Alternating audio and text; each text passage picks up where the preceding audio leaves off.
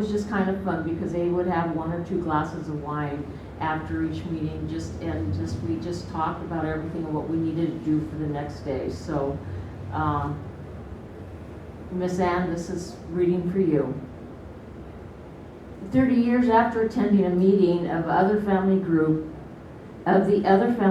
and being disappointed again and feeling that my family wasn't being represented honestly and knowing I wasn't the only one feeling like that, Dolores Apodaca Alfon decided we needed an organization to represent U.S.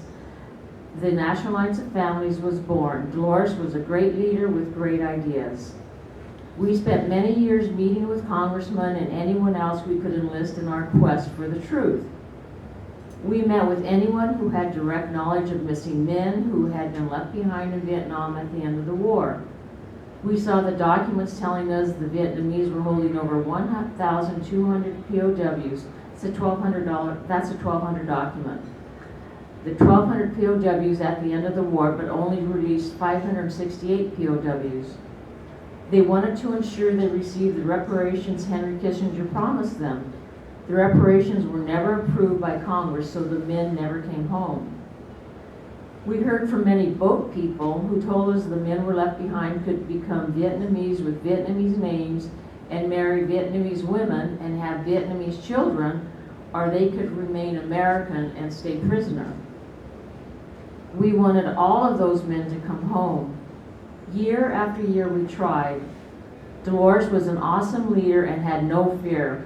We held marches in front of the White House to bring awareness to the plight of our men. Many were arrested and bailed out promptly by another fearless American, Ted Samplin.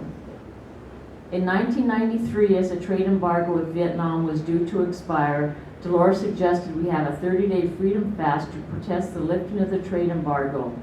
We held it in a parking lot in Jacksonville, North Carolina, outside the gates to Camp Lejeune Marine Base. Again, led by Dolores, we held press conferences, had a lot of television coverage, and a meeting with patriotic American Ross Perot. Many Marines stopped by our site and prayed for the release of our brave Americans. We were told on the last day of the Freedom Fast that the trade embargo would be eased and after the first of the year it would be lifted. We tried. It was shortly after arriving back home from North Carolina, I received a call from our friend and awesome researcher, Lynn O'Shea, about a Russian list given to then President George H.W. Bush by President Boris Yeltsin on his visit to the U.S. 15 months earlier. There were 3 names on the list of men missing in the Vietnam War: Kelly Patterson, Patrick Fallon, and Melvin Holland.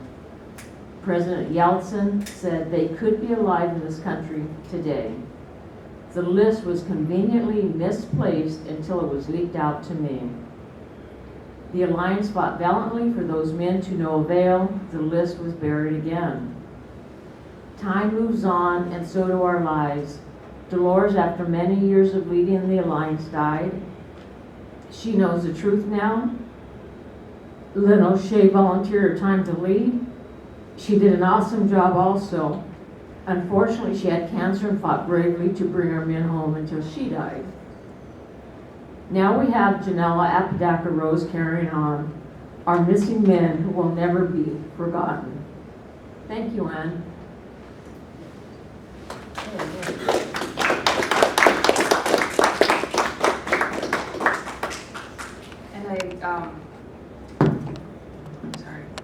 I'm slightly taller than her and in heels, so I gotta move this a little.